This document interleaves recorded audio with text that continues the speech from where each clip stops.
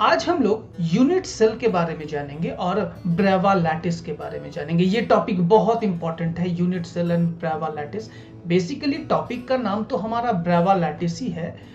उसको समझने के लिए हम लोगों को यूनिट सेल पढ़ना पड़ेगा, लेकिन यूनिट सेल जानने से पहले हम लोगों को क्या जानना है वो हम लोग एक बार जल्दी से देख लेते हैं। हम लोगों को लैटिस क्या होता है, बेसिस क्या होता है और लैटिस बेसिस से किस तरह से क्रिस्टल स्ट्रक्चर बना था उसके बारे में जरूर जानना चाहिए। अब बात वहां पे लैटिस का आया था कि लैटिस का मतलब क्या होता था, किस तरह से पॉसिबल अरेंजमेंट्स होते थे, उसके बारे में बात किए थे।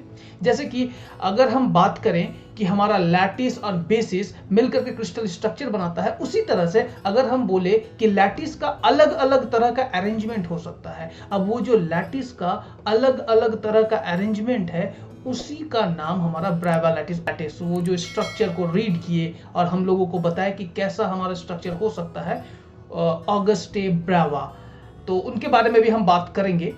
तो ऑगस्टे ब्रेवा ने ब्रेवा लैटिस के बारे में हम लोगों को बताया था। तो चलिए हम स्टार्ट करते हैं स्टार्टिंग में यूनिट सेल से कि हमारा यूनिट सेल आखिर होता क्या है।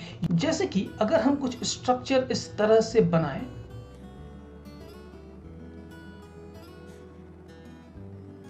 ये जो आपको स्ट्रक्चर दिख रहा है, मान लेते हैं कि यहां पे कुछ एटम्स हैं, इस जगह पे कुछ एटम्स हैं, यहां पे कुछ एटम्स होंगे।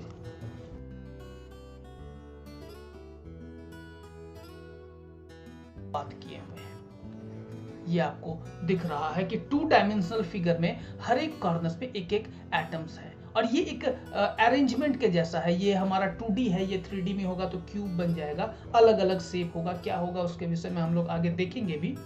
फिलहाल ये जो हमारा शेप हमको दिख रहा है, इस पार्टिकुलर ये में जो सबसे छोटा यूनिट है जिसके रिपीटेशन से ये कंप्लीट लैटिस बना है, लैटिस स्ट्रक्चर बना है, उस छोटे से यूनिट को हम लोगों को खोजना है। अगर हम यहाँ पे बात करें छोटे से यूनिट के बारे में, तो आप ध्यान से देखिए, ये जो पोर्शन आपको दिख रहा है, क्या ये जो स्क्वायर आपको दिख रहा है, इस स्क्वायर के ही रिपीटेशन से ये पूरा लैटिस नहीं बना है क्या? यही स्क्वायर यहाँ भी है, यही स्क्वायर फिर यहाँ भी है और यही स्क्वायर फिर यहाँ भी है। इसके रिपीटेशन से जो हमारा एक लैटिस स्ट्रक्चर बना है उसी को हम लोग लैटिस कहते हैं। ये हमारा बेसिकली लैटिस है। ये पोजीशंस हैं, यहाँ पे एटम्स बैठ सकते हैं, यहाँ पे एटम्स को बैठा देंगे। अगर ये एटम्स को बैठा देंगे तो ये हमारा क्रिस्टल स्ट्रक्चर बन जाएगा, जो कि हम लोग पिछले वीडियो में ऑलरेडी बात कर चुके हैं। उसका लिंक हम डिस्क्रिप्शन में डाल देंगे, उस वीडियो को जरूर देखिए। आपको वहां से क्रिस्टल स्ट्रक्चर का एक बेसिक कॉन्सेप्ट मिल जाएगा कि बेसिकली क्रिस्टल स्ट्रक्चर होता कैसा है। तो चलिए हम लोग जो लैटिस के बारे में बात करेंगे, जो डिफरेंट टाइप ऑफ लैटिसेस हैं जो ब्रेवा ने दिया था हम लोगों को, वो 14 तरह के ब्रेवा लैटिस के बारे में हम लोग देखेंगे। अब बहुत आसान है, इसमें बिल्कुल भी किसी भी तरह का आपको दिक्कत नहीं आने वाला है। तो चलिए पहले तो हम इसके बारे में बात कर लेते हैं कि हमारा यूनिट सेल क्या होता है। बेसिकली आपको यहाँ पे यूनिट सेल दिख रहा है। अगर हम इसको 3 डायमेंशनली ऑब्जर्व करें, 3 डायमेंशनली अगर हम इसको ऑब्जर्व करें तो हमारा क्यूब कुछ इस तरह से बनने वाला है।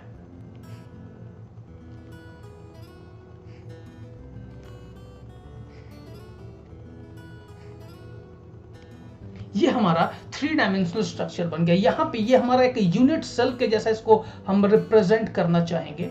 जैसे कि आपको यहाँ पे दिख रहा है, हर एक कॉर्नर्स पे हम एक एक पॉइंट डाल देते हैं। हर एक कॉर्नर्स पे यहाँ पे एक एक, ये हमारा एक लैटिस पॉइंट है जहाँ पे एटम्स आकर के बैठ सकते हैं। ये 3 डायमेंशनल है, ठीक है। अगर हम इसी पार्ट को रिपीट कर दें, रिपीट करने के बाद इसके बगल में एक और इसको बैठा दें और इसको कंटिन्यू करें तो कुछ स्ट्रक्चर ऐसा ही आ जाएगा। अगर सामने से देखें तो हमको तो यही पार्ट दिख रहा है, ये हमारा सामने का फेस हो गया, ठीक है, और ये हमारा साइड का फेस हो गया, ये हमारा ऊपर का पार्ट हो गया, ये हमारा नीचे का पार्ट हो गया, दिख रहा है आपको। और ये पार्ट हमारा पीछे वाला पार्ट है जो आपको दिख रहा होगा, ठीक है। आप अपने अकॉर्डिंग इसे ऑब्जर्व, ये पार्ट हमारा पीछे का हो गया जो कि आप ऑब्जर्व कर रहे हैं, ठीक है। तो इस तरह से आप अपने अकॉर्डिंग इसको समझ सकते हैं कि ये हमारा एक यूनिट सेल है। अब बात यहां पे एक और आता है कि एक पार्टिकुलर यूनिट सेल में कितना एटम्स हो सकता है, एक यूनिट सेल में कितना एटम्स हो सकता है। तो ये जानने से पहले एक यूनिट सेल कितने तरह का हो सकता है वो हम लोग देख लेते हैं। अगर हम एक पार्टिकुलर यूनिट सेल के बारे में बात करें तो एक पार्टिकुलर यूनिट सेल हमारा 3 तरह का हो सकता है। 3 टाइप्स के बारे में हम लोग आज बात करने वाले हैं। 3 तरह के हमारे जो unit cell, possible unit cells हो सकते हैं, मतलब कि जो पॉसिबल हैं, जिनके बारे में अभी हम बात करेंगे। 3 possible types of unit cell. पहला तो सिंपल, जिसका नाम ही है सिंपल, यानी कि इनको बहुत कोई प्रिमिटिव भी कहते हैं। बहुत सारी किताब में आपको प्रिमिटिव मिलेगा या फिर सिंपल भी इसे कहा जाता है। दूसरा जो रहने वाला है वो हो जाएगा हमारा क्या, जिसे हम कहते हैं body centred cubic. Body centred cubic. इसके साथ आता है हमारा face centred cubic. Face centred cubic. इनको अगर शॉर्ट फॉर्म में लिखें हम तो ये BCC कहाएगा और ये हमारा FCC हो जाएगा। अब ये दोनों पार्ट तो आपको समझ में आ रहा है। मतलब बेसिकली 3 टाइप के ही बारे में हम लोग बात करेंगे जो पॉसिबली हम लोगों को दिखता है। एक तो अगर हम सिंपल प्रिमिटिव के बारे में बात करें, जब भी प्रिमिटिव वर्ड आए ना तो हमेशा याद रखना जो एटम्स होंगे सिर्फ और सिर्फ कॉर्नर्स पे ही प्रेजेंट होंगे। एटम्स कहां पे प्रेजेंट होंगे? सिर्फ और सिर्फ कॉर्नर्स पे। तो कॉर्नर्स पे अगर एटम्स प्रेजेंट होंगे तो एक atom 1/8 part of the corner को ही ऑक्युपाई करेगा। तो इसके बारे में भी बात करेंगे। एक पार्टिकुलर यूनिट सेल में कितना नंबर ऑफ एटम्स हो सकता है उसके विषय में भी हम लोग बात करेंगे। ठीक है, तो ये जानने से पहले यहां पे हम पहले देख लिए कि सिंपल प्रिमिटिव क्या होता है। प्रिमिटिव में जो एटम्स होंगे वो सिर्फ और सिर्फ कॉर्नर्स पे ही होंगे। ठीक है, ये हमारा सिंपल या प्रिमिटिव हो गया। अगर हम प्रिमिटिव के साथ बॉडी सेंटर्ड कहेंगे तो ये तो कॉर्नर्स पे ही रहेंगे ही, साथ ही साथ एक एटम आपको देखने को मिलेगा कि वो सेंटर पे है। ये जो सेंटर के बारे में बात कर रहे हैं ये बेसिकली सेंटर, मतलब कि इस बॉडी के सेंटर के अंदर में है। देखिए, इस क्यूब के सेंटर के अंदर में, एकदम बीच में, जिसका नाम हम लोग बॉडी सेंटर्ड क्यूबिक भी कहते हैं। ठीक है, अगर ये बात आपको समझ में आ गया तो अब बात करने वाले हैं फेस सेंटर्ड के बारे में। फेस सेंटर्ड का मतलब कि यहां पे आप देख सकते हैं हर एक कॉर्नर्स पे, जैसे कि यहां पे भी एक एटम तो था ही, तो यहां पे अगर हम बात करें फेस सेंटर्ड के बारे में कि हमारा फेस सेंटर्ड कैसा होगा, तो फेस सेंटर्ड को समझने के लिए हर एक फेस पे एक एक एटम को हमको पुट करना पड़ेगा। सिंपल में जैसे 8 कॉर्नर्स पे था, फिर बॉडी सेंटर्ड में भी 8 कॉर्नर्स पे था, तो ये तो रहेगा ही। फेस सेंटर्ड में भी 8 कॉर्नर्स पे तो रहने ही वाले हैं, लेकिन फेस पे भी रहेंगे। कॉर्नर्स के साथ साथ फेस पे भी रहने वाले हैं। चलिए हम लोग बात कर लेते हैं। जैसे कि यहां पे अगर हम बात करें तो ये हमारा एक फेस को आप ऑब्जर्व कर सकते हैं। ये हमारा जो नीचे वाला बॉटम पार्ट है, क्यूब का जो बॉटम पार्ट है, इसके बारे में बात कर रहे हैं। तो यहां पे आपका एक एटम रह सकता है। यहां पे हम एक एटम को रख दिए, ये हमारा एक एटम हो गया, यहां पे आ गया। अब इस पार्ट को आप ऑब्जर्व कर सकते हैं। एक साइड वाले पार्ट को हम यहां पे ऑब्जर्व करके दिखाते हैं। ये हमारा साइड वाला पार्ट है। इसको अगर बात करें तो यहां पे भी एक एटम रह सकता है जी, यहां पे भी एक एटम को रख दिए। ठीक उसी प्रकार अगर हम पीछे वाले पार्ट के बारे में बात करें, जो कि पीछे वाला पार्ट आपको दिख रहा है, यहां पे भी एक एटम हम रख देते हैं। ये हमारा एक एटम हो जाएगा, दिख रहा है आपको। ठीक उसी प्रकार अगर हम बात करें हमारा इस साइड के बारे में बात करें, जो कि आपको यहां पे दिख रहा है, यहां भी एक एटम रह सकता है। इसको भी हम यहां पे रख देते हैं। अब ऊपर वाला एक सरफेस आपको दिख रहा है, इस ऊपर वाले सरफेस पे भी एक रख देते हैं। तो एटम्स कितने सारे हो गए। अब एक सरफेस जो है जो सामने से आपको दिख रहा होगा, उसके बारे में भी हम लोग बात कर लेते हैं। ये एक फेस है, यहां भी तो एक होगा। यहां पे अगर बात करेंगे तो कुछ ऐसा दिखेगा। अब देखिए टोटल फेस पे 1 2, इस साइड पे 2, ऊपर नीचे 2 और आगे पीछे। ये हमारा आगे हो गया और ये पीछे वाला हो गया, पीछे फेस का जो हमारा एटम था। तो टोटल 6 फेस पे रहते हैं इस तरह से। ये हमारा फेस सेंटर्ड क्यूबिक होगा, कुछ इस तरह का स्ट्रक्चर का होने वाला है। अगर हम बात करें कि हमारा इस पार्टिकुलर सेल में अगर सिंपल हुआ तो उस केस में हमारा number of atoms per unit cell क्या होगा, तो वो हम यहां पे लिख देते हैं। अगर हम बात करें कि हमारा number of atoms per unit cell क्या होगा, तो चलिए एक बार देख लेते हैं। इसका एक बेसिक सा फॉर्मूला है जो कि हम यहां लिखेंगे, n is equal to ni। अब यहां पे ni का मतलब समझना है कि ये ni आखिर है क्या। ni हमारा रिप्रेजेंट कर रहा है कहीं ना कहीं प्रिमिटिव के बारे में, ठीक है। तो इसको हम लोग देखेंगे बेसिकली हमारा क्या होगा क्या नहीं।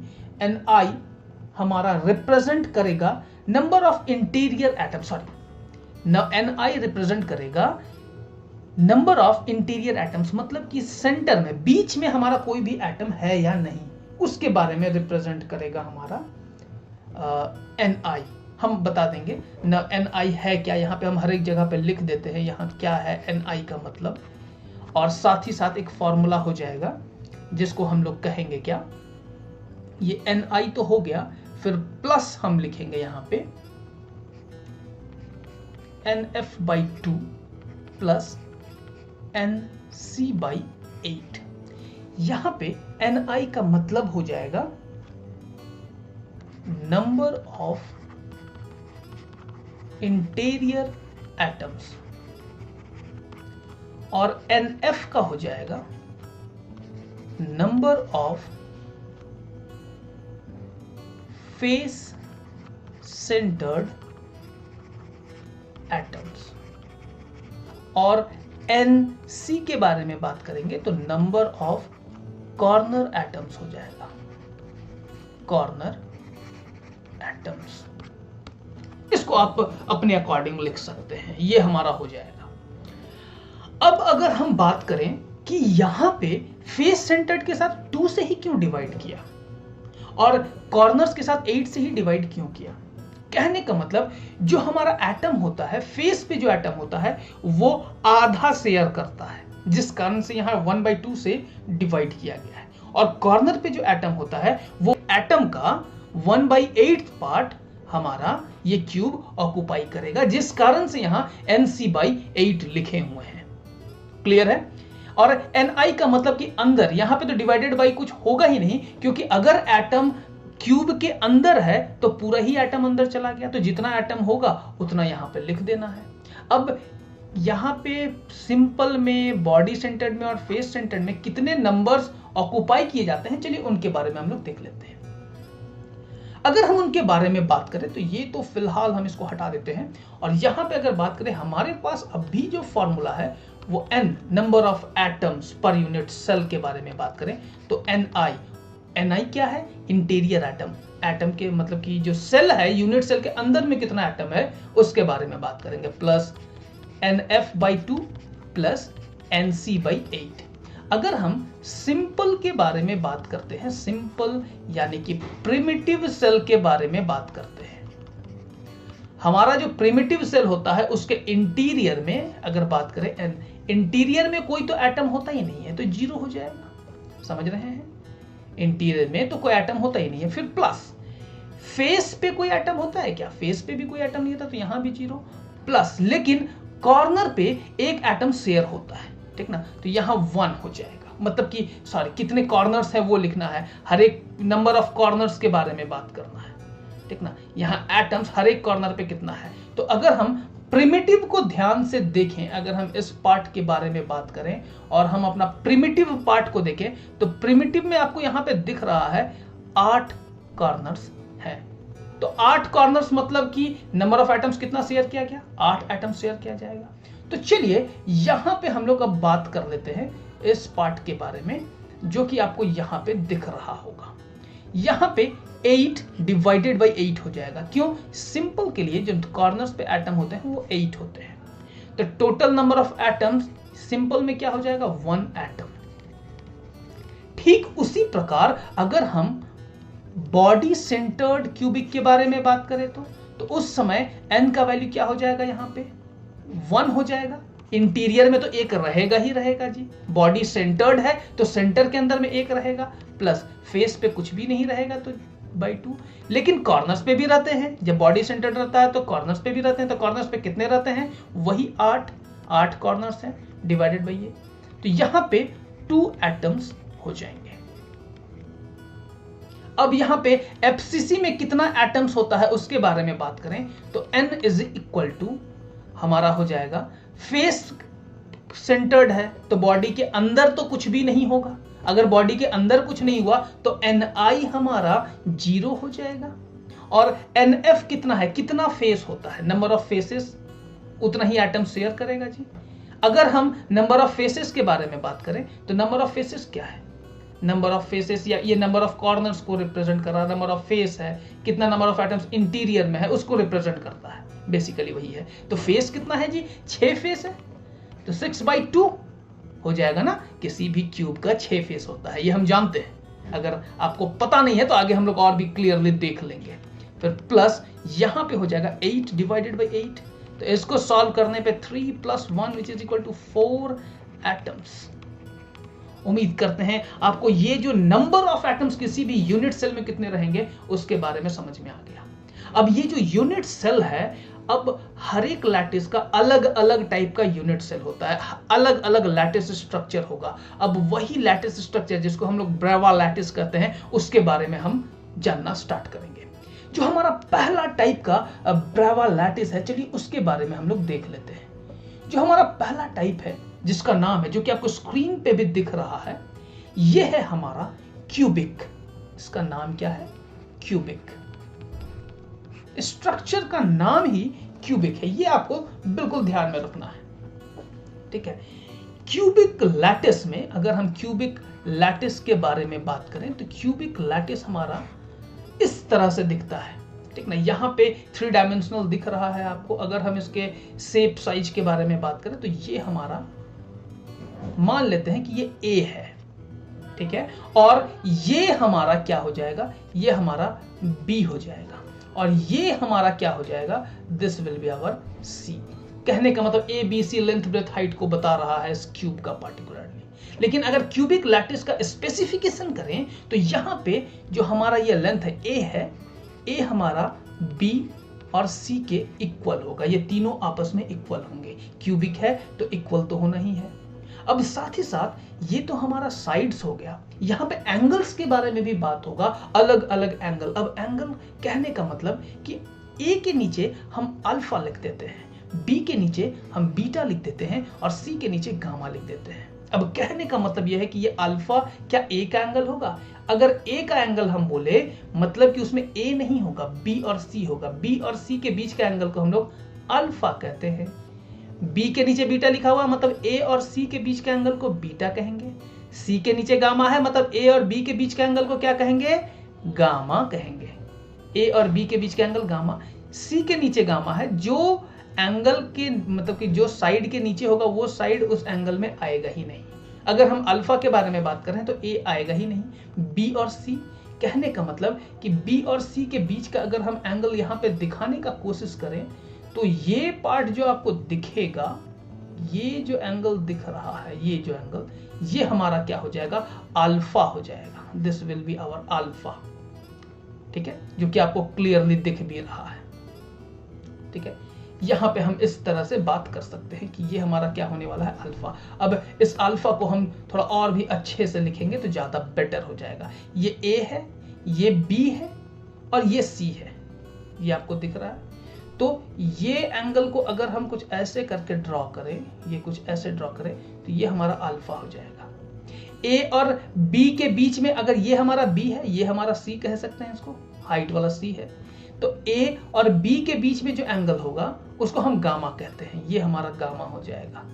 गौर से देखिएगा तो आपको पता चलेगा कि जहां C के नीचे गामा है मतलब A और B के बीच का जो एंगल होगा वो हमारा गामा हो जाएगा, ठीक है। और A और C के बीच का एंगल, ये A है और ये C है, तो इन दोनों के बीच का जो एंगल होगा इसको हम लोग बीटा कहेंगे। अल्फा, बीटा, गामा दिख रहा है। कौन कौन सा एंगल के बारे में हम लोग बात किए हैं और कैसे बात किए हैं, किस किस जगह पे ये होगा, ये आपको ऑब्जर्व करना है। अब इस जगह का बात करें हम, तो यहां पे हमारा अल्फा, बीटा और गामा आपस में इक्वल होते हैं, जो कि 90 डिग्री के बराबर होता है। ये हमारा क्यूबिक लैटिस है, एक पार्टिकुलर टाइप ऑफ लैटिस है। अब इस क्यूबिक लैटिस का ही 3 तरह का फॉर्म और ऑब्जर्व किया गया। क्यूबिक का 3 जो स्ट्रक्चर पाया गया, चलिए उसके बारे में बात करते हैं। ये क्यूबिक लैटिस जो आपको दिख रहा है, यहां पे इसके कॉर्नर्स पे तो हमको एटम्स मिलेंगे ही मिलेंगे। जैसे कि यहां पे अगर बात करें तो यहां पे कॉर्नर्स पे एटम्स मिलेंगे।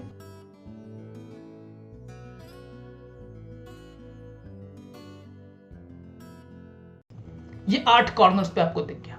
अगर 8 कॉर्नर्स पे हमारा एटम्स रहे तो उस तरह के क्यूबिक सेल को हम लोग क्या कर सकते हैं, उस तरह के यूनिट सेल को, ये हर एक यूनिट सेल को ही तो रिप्रेजेंट कर रहा है ना, एक यूनिट सेल है, किसी भी पार्टिकुलर क्रिस्टल स्ट्रक्चर का एक यूनिट सेल है और अलग अलग स्ट्रक्चर का यूनिट सेल होगा। उसी के बारे में हम लोग आगे जाके बात करने वाले हैं।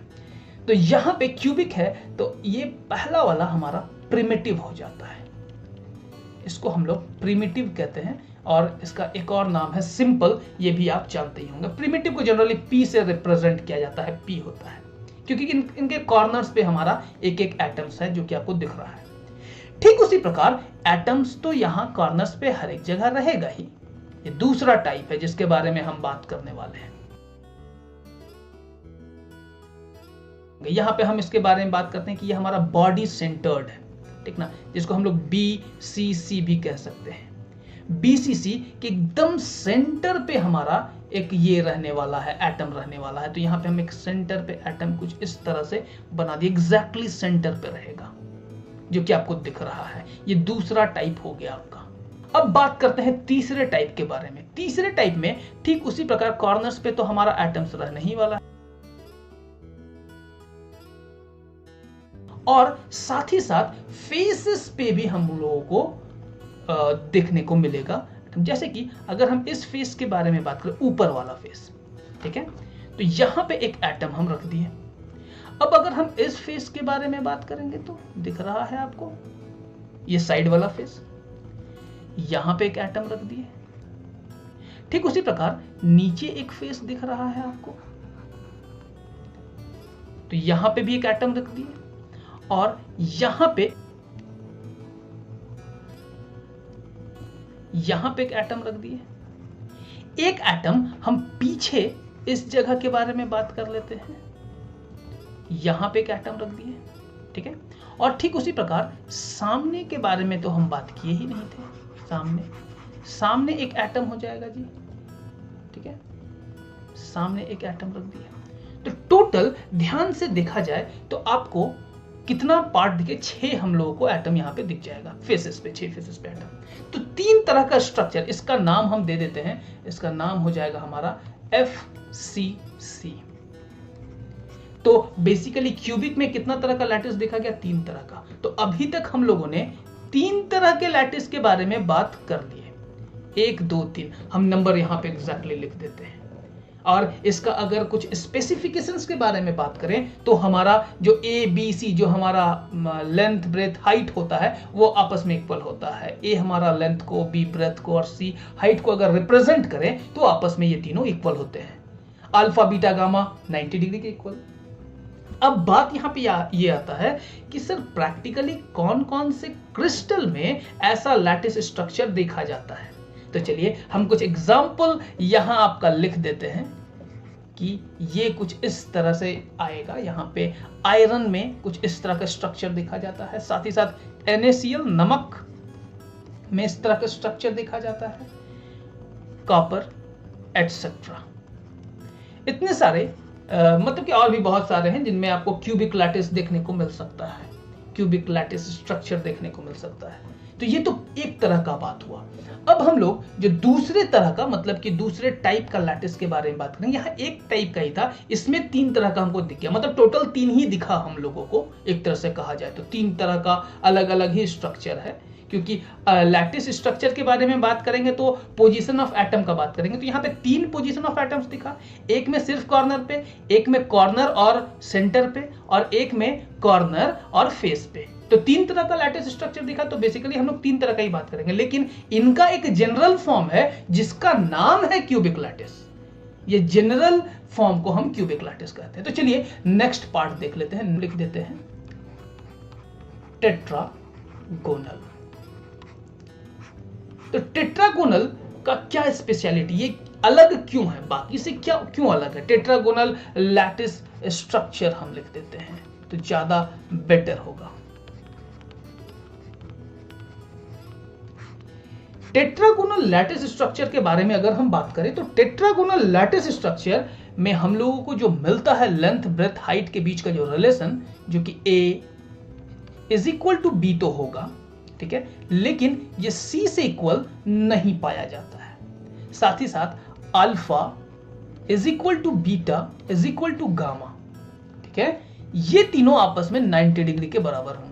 तो चलिए एक बार देख लिया जाए क्या ऐसा होता है या फिर नहीं। अगर हम इसके बारे में बात करें तो यहां पे आपको जैसे दिख रहा होगा, ये पार्ट आपका A हो जाएगा, ये हमारा B हो जाएगा, और ठीक उसी प्रकार ये हमारा C हो जाता है। तो ये भी C, जो भी हाइट दिख रहा है वो C। तो A और B आपको आपस में इक्वल दिख रहा होगा, वो दिख रहा है, A और B आपस में इक्वल है, लेकिन ये C से इक्वल नहीं है।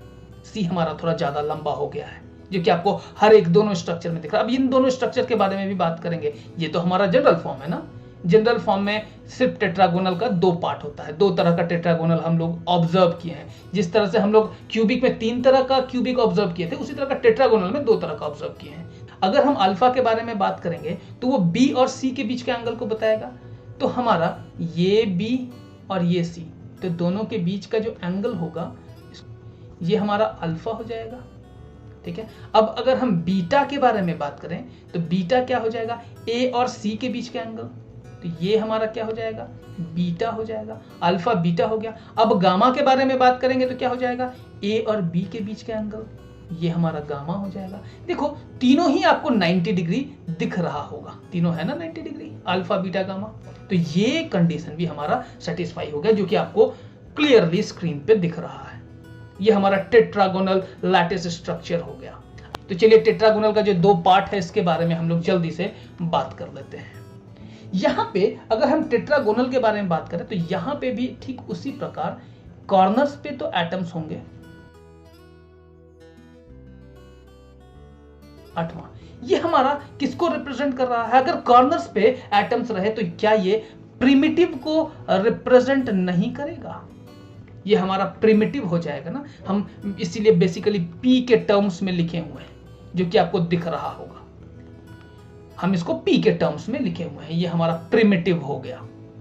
ठीक उसी प्रकार अगर प्रिमिटिव आपको समझ में आ गया, क्योंकि इनके कॉर्नर्स पे हैं, और यहां पे अगर हम बात करें तो ये हमारा BCC को रिप्रेजेंट करेगा। B सेंटर में एक एटम रहने वाले हैं, यहां पे बिल्कुल सेंटर पे, और कहीं नहीं, फेस पे नहीं, सिर्फ सेंटर पे रहेगा, और साथ ही साथ ये कॉर्नर्स पे तो रहना ही रहना है।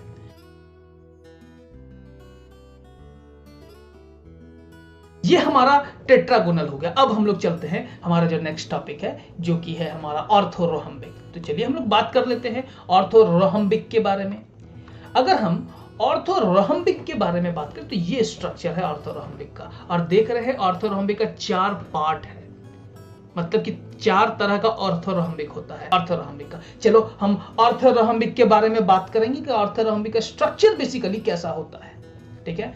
तो अगर हम ऑर्थोरोहम्बिक के स्ट्रक्चर के बारे में बात करें तो ऑर्थोरोहम्बिक का स्ट्रक्चर हमारा इस तरह से दिखेगा कि A is not equal to B is not equal to C। ये स्ट्रक्चर कुछ ऐसा रहेगा, लेकिन यहां पे alpha is equal to beta is equal to gamma हो जाएगा, जो कि 90 डिग्री के बराबर होगा। ये आपको ध्यान में रखना है। यहां पे कहने का मतलब ये है बेसिकली कि ये जो आपका A है और ये जो आपका B है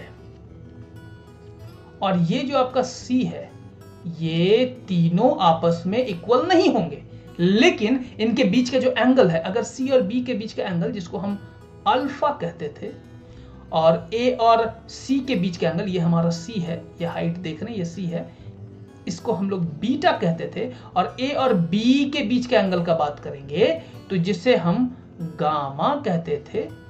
ये तीनों हमारा दिख रहा है आपको 90 डिग्री होगा। ये आपको क्लियर होना चाहिए। अब चलिए हम लोग इसके 4 टाइप्स के बारे में बात कर लेते हैं। 4 तरह का ऑर्थोरोम्बिक कैसा होगा। तो पहला तो प्रिमिटिव होगा। तो यहां पे कॉर्नर्स पे दिखने वाले हैं एटम्स।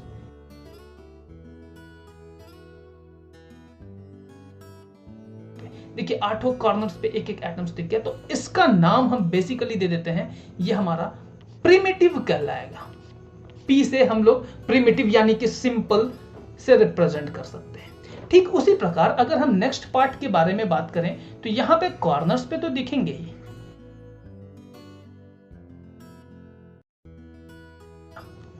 अगर हम इसके सेंटर के बारे में बात करें तो यहां पे हमको एक एटम देखने को मिलेगा।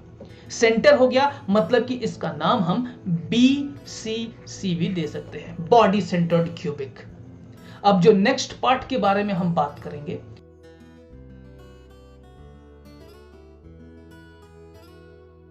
फेस सेंटर्ड होता है। तो चलिए फिर से हम लोग फेस सेंटर को एकदम बारीकी से ऑब्जर्व करके देखेंगे कि कैसा हमारा फेस सेंटर्ड होगा। अगर हम इस पार्टिकुलर फेस के बारे में बात करते हैं तो यहां पे एक एटम हम बिठा दिए, ठीक है। इस पार्टिकुलर फेस के बारे में अगर हम बात करते हैं, जो कि आपको यहां पे दिख रहा है, तो यहां पे भी एक एटम बिठा दिए।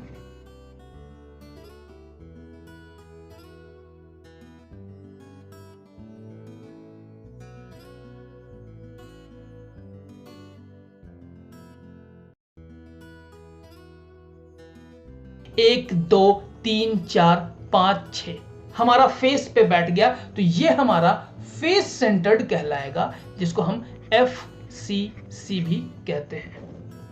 कॉर्नर्स पे तो हैं, साथ ही साथ फेस पे भी है। अब आगे अगर हम बात करें, जो कि आपको यहां पे दिखेगा,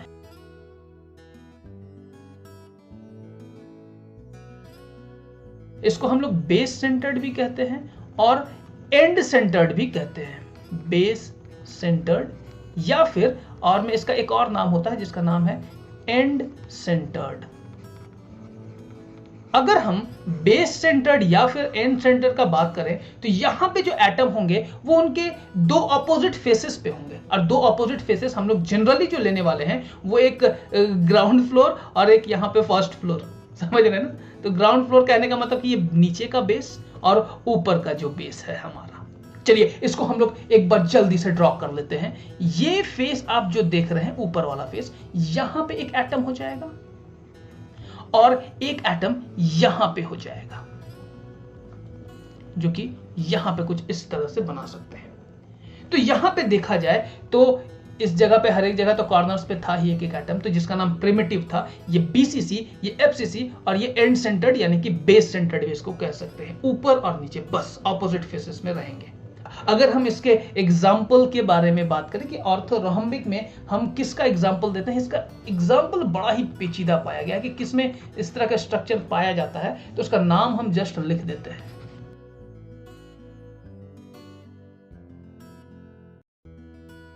ये बेसिकली इस स्ट्रक्चर में ऑर्थोरोम्बिक देखा जाता है। तो उम्मीद करते हैं ऑर्थोरोम्बिक का 4 पार्ट आपको क्लियर होगा। अब जो हम लोग बात करने वाले हैं वो है हमारा मोनोक्लिनिक। अगर हम मोनोक्लिनिक के बारे में बात करें, जो कि आपको स्ट्रक्चर दिख रहा है, इसका नाम हम लिख लेते हैं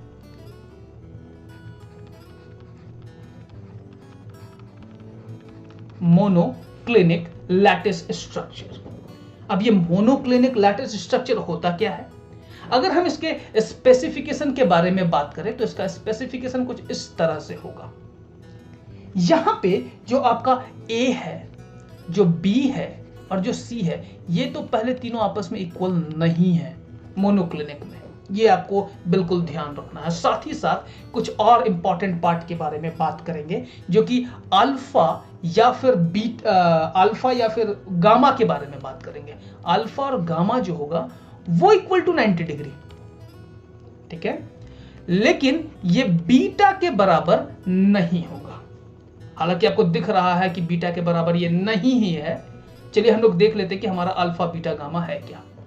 ये अगर हमारा A है, ये हमारा B है और ये हमारा C है।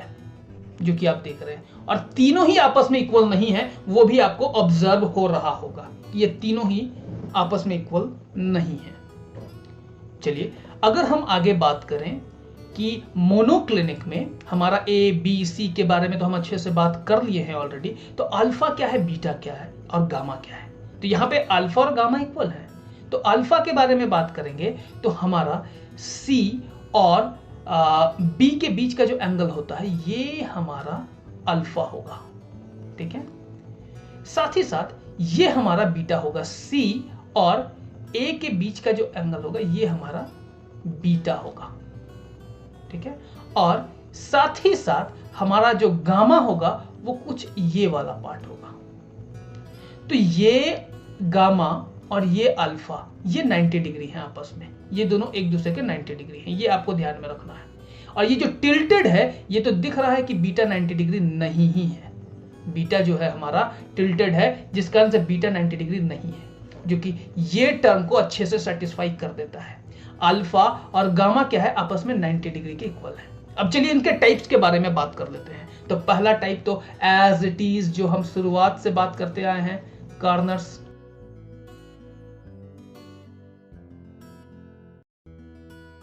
तो इसको हम लोग लिखते हैं primitive. Simple monoclinic lattice structure के बारे में बात की है। अब जो नेक्स्ट पार्ट आएगा हमारा वो कुछ इस तरह से होने वाला है। यहां पे अगर हम बात करें तो ये हमारा बेस सेंटर्ड होता है। तो बेस सेंटर्ड से पहले हमको इसके कॉर्नर्स के बारे में अच्छे से जान लेना होगा। ये हमारा कॉर्नर्स हो गया, तो कॉर्नर्स पे हम डाल दिए जी। अब अगर हम बात करें इसके बारे में, अगर हम ध्यान से देखें तो यहां पे आपको एक ऊपर का पार्ट दिख रहा होगा, ऊपर का एक बेस दिख रहा है। हम यहाँ पे अच्छे से कलर कर दिए तो आपको ऊपर का बेस दिख जाए, ठीक है। यहां पे हम एक एटम रखने वाले हैं, तो यहां पे एक एटम रख दिए, ठीक है। और बेस पे एक एटम जो कि आपको यहां पे दिख रहा होगा, ये हमारा एक बेस हो गया। तो ये हमारा बेस सेंटर्ड या फिर एंड सेंटर्ड भी इसको हम कह सकते हैं। This is and centred, and centred monoclinic lattice structure. यहां पे फिर हम लोगों ने दो और स्ट्रक्चर सीख लिया, मोनोक्लिनिक के बारे में बात कर ली। तो अभी तक जो हम लोगों ने बात किया 3, 2, 5, 4, 9 और 2, 11 लैटिस स्ट्रक्चर के बारे में ऑलरेडी हम लोगों ने बात कर लिया है। अब बचा और 3। तो चलिए हम लोग देखते हैं कि और जो अगला 3 आने वाला है वो किस तरह का आएगा। तो पहला तो हमारा ट्राइगोनल आने वाला है। अगर हम ट्राइगोनल के बारे में बात करें, ये हमारा बेसिकली ट्राइगोनल, इसका एक और नाम है, हम यहाँ पे लिख देते हैं ट्राइगोनल। साथ ही साथ एक और नाम होता है जिसको हम लोग रोहम्बोहेड्रल भी कहते हैं।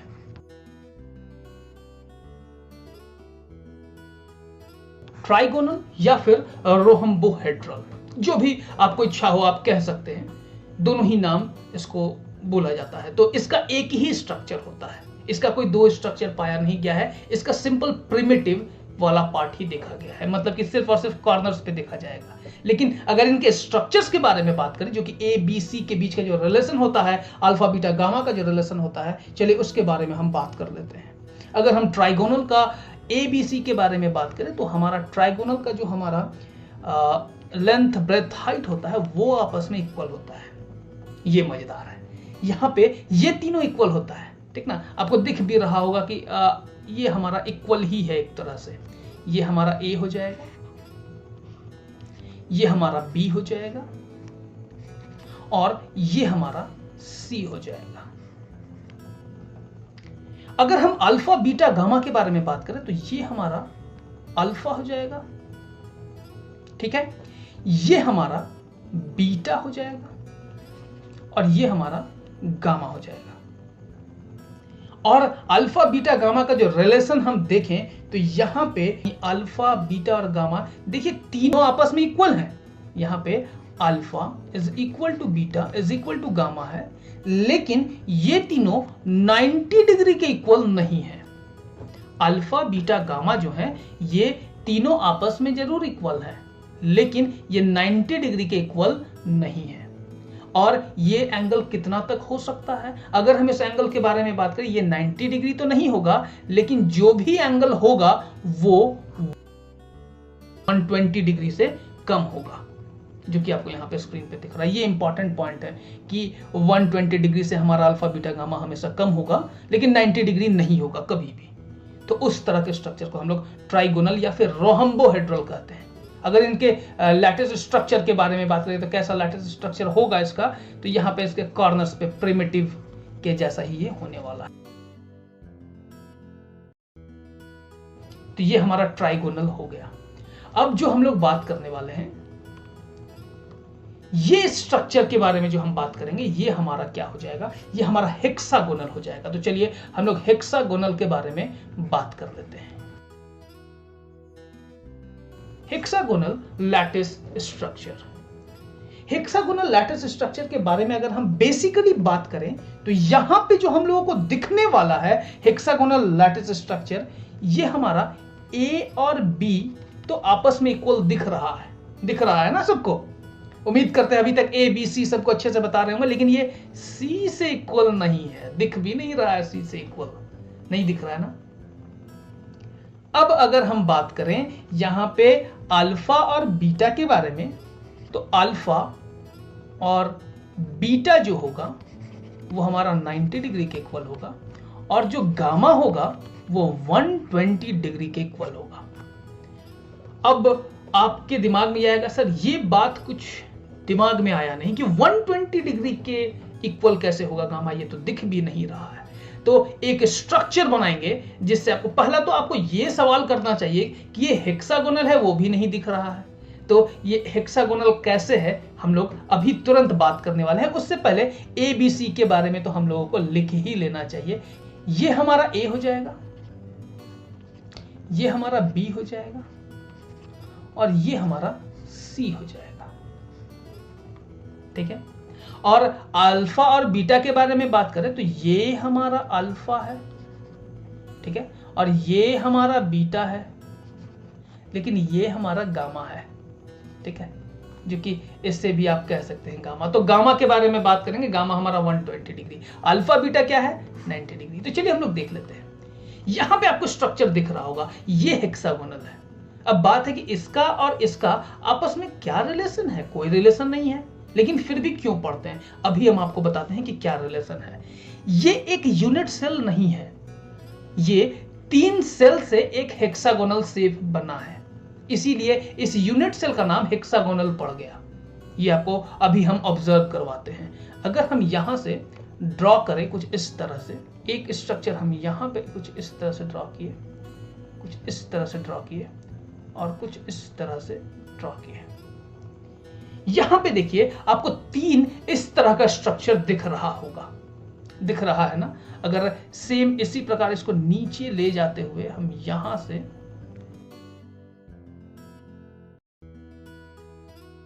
देख सकते हैं आप, यहां पे आपको 3 स्ट्रक्चर दिख रहा होगा, और तीनों मिलके हेक्सागोनल शेप बना रहा है। तो अगर हम पार्टिकुलरली सिर्फ इसके बारे में बात करें तो क्या वो इसके जैसा नहीं दिखता है, हूबहू वही है ना जो कि आपको दिख रहा है। अगर हम जो सिर्फ और सिर्फ ग्रीन कलर से हम बना दें, उस ग्रीन पार्ट को आप, सॉरी ग्रीन तो नहीं, हम इसको कुछ दूसरे कलर से ही बनाने का कोशिश करेंगे।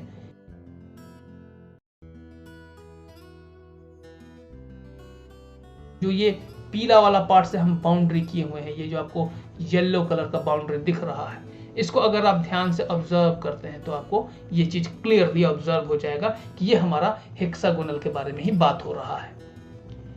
हेक्सागोनल उम्मीद करते हैं सबको क्लियर होगा। अब इसका शेप के बारे में बात करेंगे, मतलब कि लैटिस स्ट्रक्चर के बारे में बात करेंगे, तो वही प्रिमिटिव होगा, एक ही स्ट्रक्चर बनता है जिसका कॉर्नर्स पे, मतलब प्रिमिटिव, ओनली प्रिमिटिव, याद रखना ये प्रिमिटिव टाइप हो जाएगा जिससे फर्स्ट समझ रहे हैं। अब हेक्सागोनल अगर हो गया है तो चलिए अब बात करने वाले हैं हम लोग ट्राइक्लिनिक के बारे में। अब हमारा जो लास्ट केस आएगा उसके बारे में हम लोग देखेंगे कि हमारा ट्राइक्लिनिक क्या है। अब ये ट्राइक्लिनिक लैटिस स्ट्रक्चर क्या है, ये हमारा आखिरी ब्रेवा लैटिस है, इसके बारे में हम बात करेंगे। हमारा ए बी सी के बीच का जो रिलेशन है वो कुछ इस तरह से है। ए बी सी कोई भी इक्वल नहीं है, तीनों में से कोई भी आपस में इक्वल नहीं है। हमारा ये ए होता है, ये हमारा बी होता है और ये हमारा सी होता है, जो कि आप क्लियरली ऑब्जर्व कर रहे हैं। अगर ए बी सी आपको यहां से क्लियर है, जो कि दिख भी रहा है कि तीनों आपस में एक दूसरे से इक्वल बिल्कुल भी नहीं है, और साथ ही साथ अगर हम अल्फा, बीटा और गामा के बारे में बात करें तो ये तीनों भी आपस में इक्वल नहीं है, और ना ही ये तीनों में से कोई भी 90 डिग्री के इक्वल है। ये हमारा बेसिकली कंडीशन है ट्राइक्लेरिक का। अगर हम इसके एग्जाम्पल के बारे में बात करें तो इसका एग्जाम्पल होता है, ये स्ट्रक्चर किस में पाया जाता है, तो फेरस सल्फेट FeSO4, ये एग्जाम्पल आप याद रख सकते हैं, फेरस सल्फेट। तो इसका अगर हम बोलेंगे कितना स्ट्रक्चर है, तो कोई भी स्ट्रक्चर दिख नहीं रहा, तो सिंपल एक ही स्ट्रक्चर है इसका, वही प्रिमिटिव हो जाएगा जी। कहां पे प्रिमिटिव जब भी बोले तो कॉर्नर्स पे, प्रिमिटिव जब भी बोला जाए तो कहां पे हो जाएगा, वो सिर्फ और सिर्फ कॉर्नर्स पे। तो 8 कॉर्नर्स तो बात कर लिए। तो देखिए किस तरह से हर एक केस में लैटिस स्ट्रक्चर हमारा अलग अलग होता है, ये आप बहुत ही बारीकी से ऑब्जर्व किए होंगे। उम्मीद करते हैं आपको पूरा ब्रावा लैटिस अच्छे से समझ में आ गया होगा। अगर आपको ब्रावा लैटिस अच्छे से समझ में आ गया तो प्लीज लाइक कीजिए, शेयर कीजिए और कमेंट कीजिए कि आपको इसमें और भी क्या क्या टॉपिक्स है जो आपको अच्छे से पढ़ना है, सीखना है। तो उस टॉपिक को आप कमेंट करके बताइए, तो उसको हम और भी ज्यादा डिटेल वे में आपको प्रेजेंट करेंगे, बताएंगे। तो आपको जो भी आपके फ्रेंड्स हैं, आप उनके साथ ये वीडियो शेयर कर सकते हैं। तो थैंक यू। जय हिंद, जय भारत।